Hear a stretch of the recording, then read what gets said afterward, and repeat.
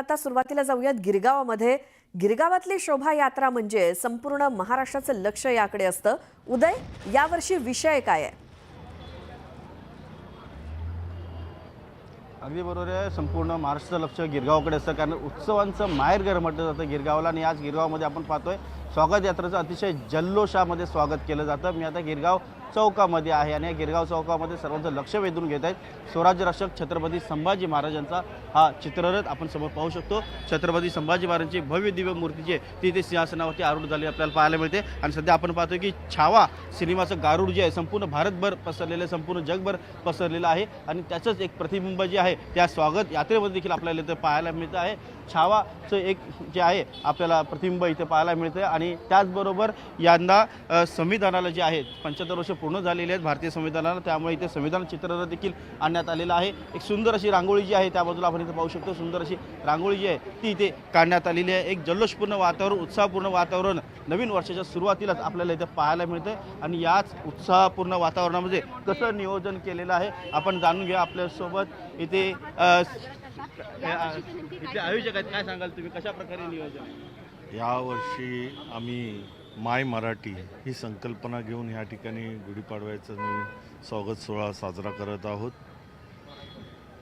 छावा, धर्मवीर, हिंदुत्व हे सगळं ज्याच्याकडे बघून आपल्याला प्रेरणा मिळते असे छत्रपती संभाजी महाराज यांची प्रतिकृती या ठिकाणी उभारलेली आहे। गुढी आहे, खास आकर्षण गिरगावचा महाराजा आहे, संविधान आहे, असे विविध चित्ररथ ह्या ठिकाणी आम्ही केलेले आहेत। मग त्यात काही मागण्या आहेत, जसं की अरबी समुद्रात जे छत्रपती शिवाजी महाराजांचं स्मारक होणार होतं ते कधी होणार, त्याचप्रमाणे छत्रपती शिवाजी महाराज टर्मिनल ह्या ठिकाणी छत्रपती शिवाजी महाराजांचा पुतळा कधी बसवणार, त्याचबरोबरीने जर फेरीवाल्यांना 25 वर्ष ह्या ठिकाणी आपण राहत असाल तर ह्या ठिकाणी त्यांना फेरीचा धंदा किंवा व्यवसाय करता येतो, तर आमच्या इथे जे बेरोजगार आहेत ह्यांच्यासाठी आरक्षण कधी लावणार स्थानिक भूमिपुत्रांसाठी, असे विविध प्रश्न आम्ही मांडलेले आहेत। अनेकांचे प्रश्न तुम्ही मांडलेले आहेत, त्याचबरोबर इथं आपण बाजूला गुढी देखील पाहतोय। गुढीबद्दल काय सांगा, कधी पूजन करणार आहे गुढीचं? ह्या गुढीचं पूजन बरोबर 7:30 ते 7:45 आम्ही करू आणि आमची रॅली त्यानंतर सुरू होईल। तर आपण इथं पाहतो की इथे सुंदर अशी गुढी जी आहे ती उभारण्यात आलेली आहे। या गुढीचं पारंपरिक